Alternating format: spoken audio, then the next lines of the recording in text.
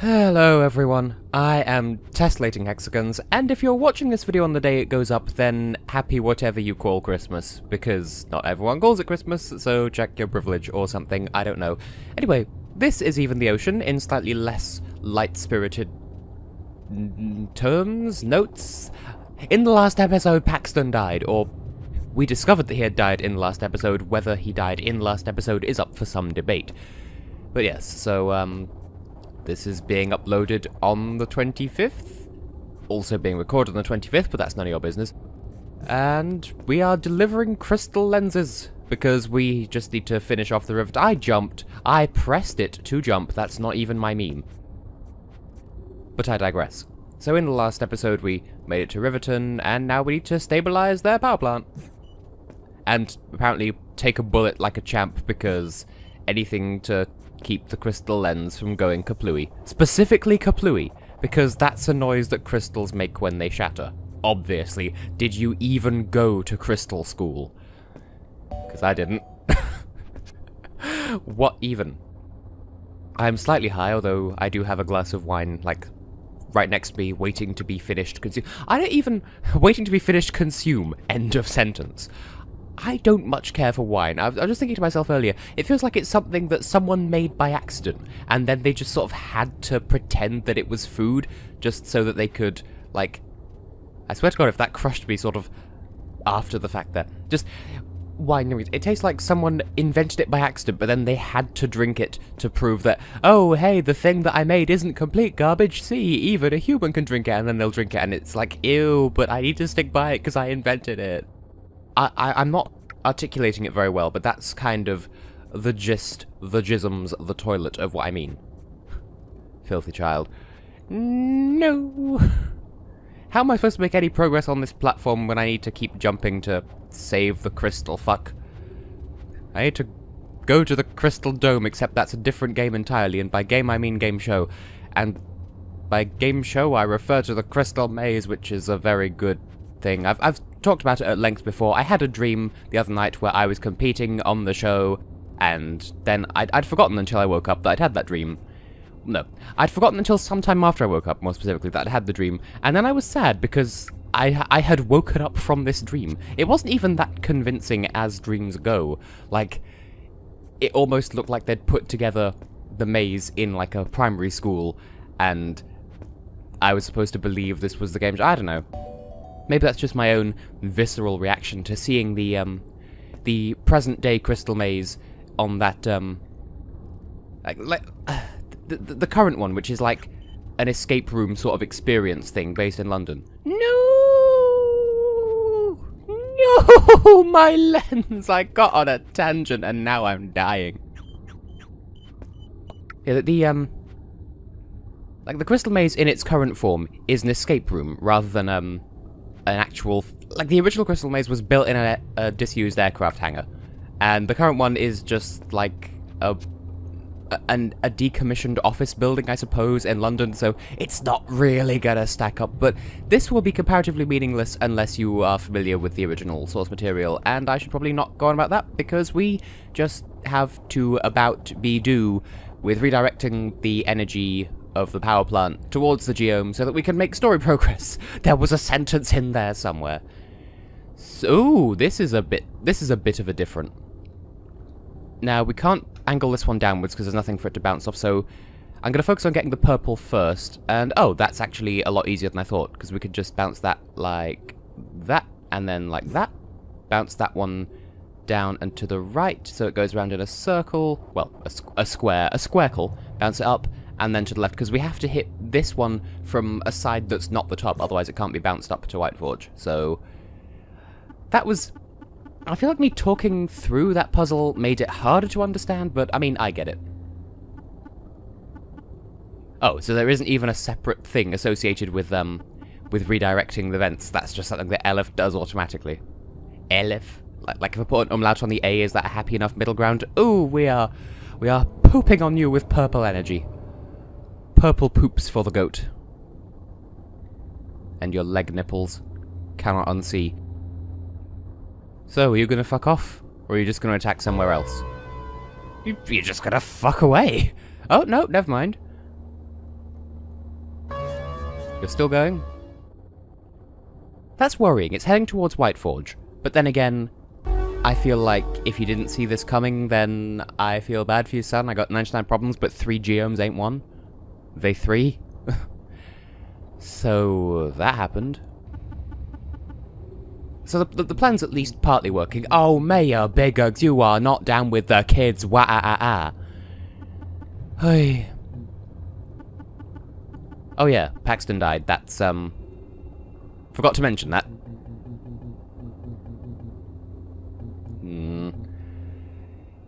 So, next on the agenda. Well, I would say we head back to Whiteforge for debriefing, but there's also the, Oh, hello, hat person. Oh, it's you! Is it just me, or do all the overworld sprites, apart from Elif's, like in this particular map screen, all of these, like, the sprites that represent presumably male characters look female and vice versa. But that's not a bad thing, that's just my default assumptions? I paid no attention to what it was saying. There's something about you gosh darn millennials and your TV screens or something, I don't know. But we did find a letter with Paxton's corpse that was from Lopez, saying, go to the Solitary Oak, go west until you hit something, and then go south until you hit something. Well, here's the Solitary Oak. I don't know if we can do this now. So, it could be that we're going to get to where we're going, and then it'll tell us, oh, no, you can't do this yet. So, do we just bounce downwards and then... Oh, so we... Unless that's just her default text for generic stuff, that was the right place. We found Lopez, but her sense of duty prevented her from checking in. Dearie me. Okay, big oh, no Doorhead this time. But Gangnam Style is still here. Well, to be fair, Elif, Paxton was entirely his own fault. He insisted on bulling ahead, even though we were supposed to be a team, and he wanted nothing to do with it, so... Elif, you're the protagonist, just tough it out. And I know it's emotionally taxing, and I'm not gonna dismiss that. Also, what is the situation with the geomes? Do we have news? So that we can forget about the depressing stuff. Oh good, we have much hooey, much exposition to deal with Dr. Doorhead. Dr. Doorhead! There you are.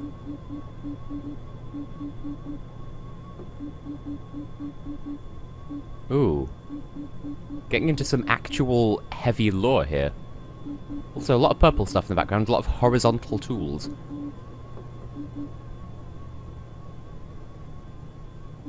So are you saying, then, that society is in a constant loop of regenerating itself? Or something? So there are more continents. I feel like this is important news to consider. And you'll get there, and on this other continent, it's just Leeds. Just specifically Leeds. Not even a nice city, just Leeds. Oh, fight me, Yorkshire.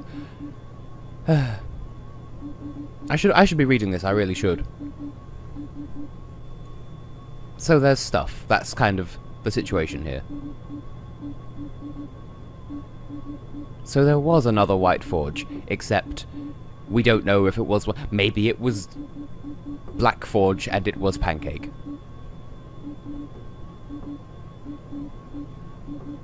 Karavold.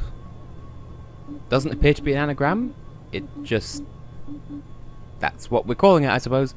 And that's totally not going to come up again at all in the plot of this game, I'm sure. Well, that just sounds like they used up too much of the energy, or something? This is strange, but I'm guessing there is some sort of, cyclical history or something. Which, cyclic as a word. My GCSE maths teacher all those years ago, he would pronounce it cyclic, and he was aware that it sounded kind of wrong, but he did it anyway, and, So the world of Even the Ocean could very well be this very world that we, like you, the viewer, exist in. Wow. Either that or the world is just in a constant cycle of reaching. You are the Caravolt's situation. Civilization. I can words. The other story that I have pertinent to GCSE maths, there was one time where there was a sheet of paper and it mentioned a textbook, but it spelled it textbook with 2 B's instead of 2 O's, and so we just sort of, we rolled with it. Ah. Now this is interesting. So the world has some sort of balance within it, and the world seems to be sine-waving back and forth between one extreme end of the spectrum of energies, which in geoforming terms refers to a drought and a flood, rather than horizontal and vertical. So that just seems like it's weirdly serendipitous timing with the development of civilization. So the geomes, yeah, the geomes indicate the coming of death times. I don't think they bring the apocalypse, they just sort of signal it. See, I don't think that they cause it. That's what I'm calling here and now. So we learned from all this that there's a huge flood incoming and we need to prepare for it. I feel like I would go crazy in even the ocean world, because I feel like I'd be the only sane man, because everyone's like, oh, terrorists sent the geomes, and now it's, oh, geomes are going to bring the apocalypse. Like, no, they just happened to come at the same time. They're not necessarily the cause. Jables! So, Cassidy died in a freak accident. Paxton kind of killed himself one way or another. I mean, I know we can't be too heartless about it, because he did die, but he's at least more at fault for his own death than Cassidy. Ooh. So Paxton may have actually been suicide then. That does still qualify as killing himself, in fairness, in defense for my rambly commentary.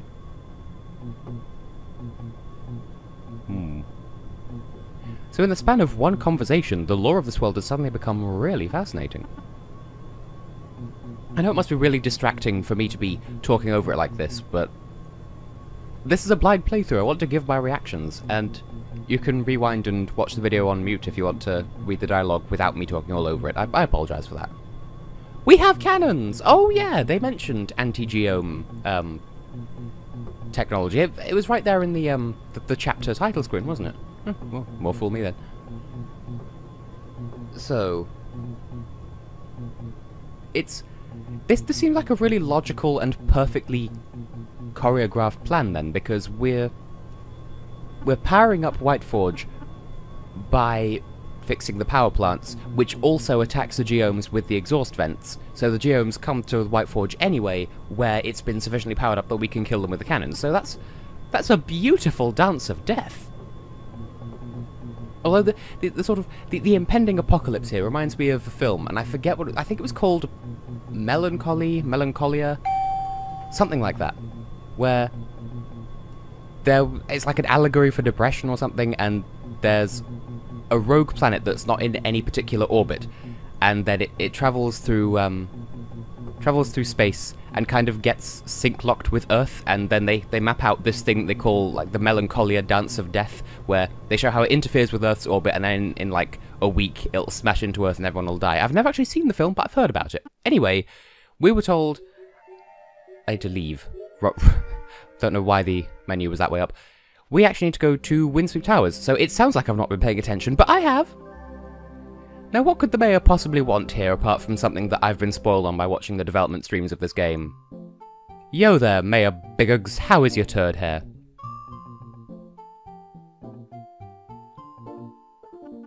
A hot tub? Why you show me these things? Well, there we go. We have a house now. I mean, we had a house anyway, but we have a swankier house. And you know what? That is fair. We have done a lot for this city. Bearing in mind, we are sort of fresh new rookies who kind of just turned up, and then Cassidy died and we've sort of had to deal with it. We kind of deserve this. Just, can we be selfish for a second here? But nevertheless, I feel as though that time I wasn't paying attention. He may have told us to go and do a thing, but... Oh, jump down the stairs there. whether we need to or not, I still want to go and see Yara, because she deserves to know about this. Yara! How are your rutabagas? Have dinner with us. You can come to our new place if you want. Hummus. Was that the annoying one? Yeah. The guy who was busking by telling people the temperature. Yara, why? I know that it's nice, that it's the right thing to do. Ooh, are they non-binary? Oh, fair enough.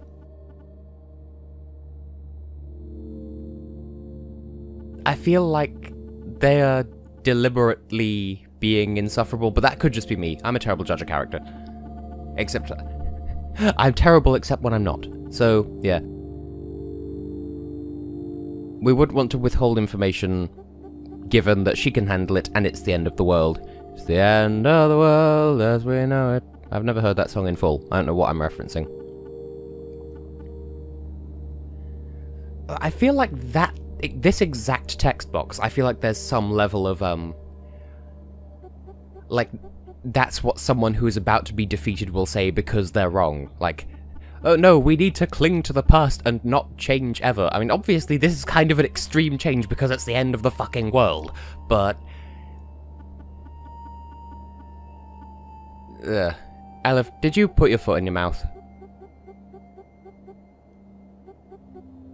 We know, isn't that what we said? Yeah, that's fair, to be fair. This is awkward. Aleph, you're rising to her bait, and it's not entirely her fault, but you're only gonna make it worse. You're scratching the scab. Yara, can we still be friends? I like your muffins, and that's not even a euphemism. Did you wake up and forget you have a new house? Well done, Aleph. Top quality protagonist. This has been a rather heavy episode, even though I've been levity all throughout, partly because it is the 25th of the December. Well done.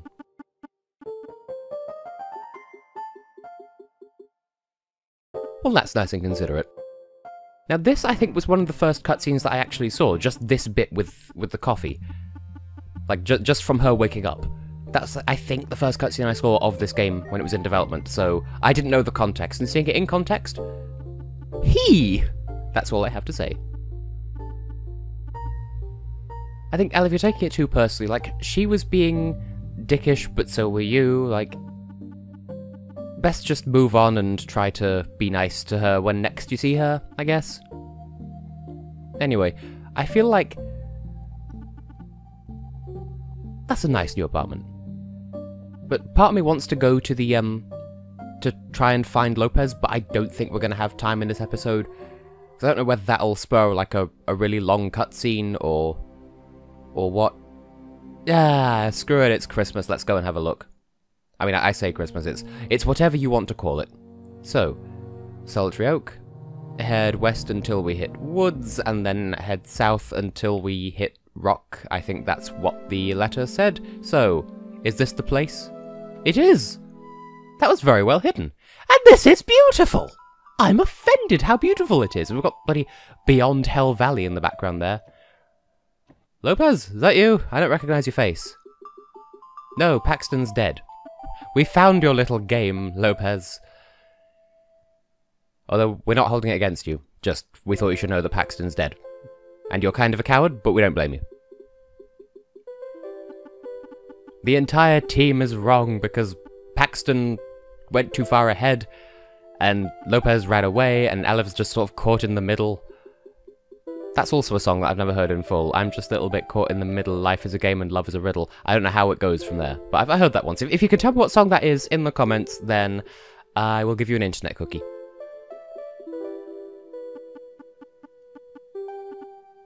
Yeah, I had a feeling that Doorhead didn't necessarily like us. Yeah, we're in this together. We stand strong together. We're in this forever. This one's for you, however that goes. That's fair enough. I could go through your cabin, but I can't leave this way. I can't even wall jump on the nothing. Well, I think this is a fair point to stop then. So, I suppose I shall say then that I have been, and will continue to be, tessellating hexagons, and in the next episode, I think we'll head over to, well, Oscar Basin seems like the best place to go for this time of year, but I think Magdal Woods is the next one in the progression as far as I'm concerned. I'll work something out. See you in the next episode.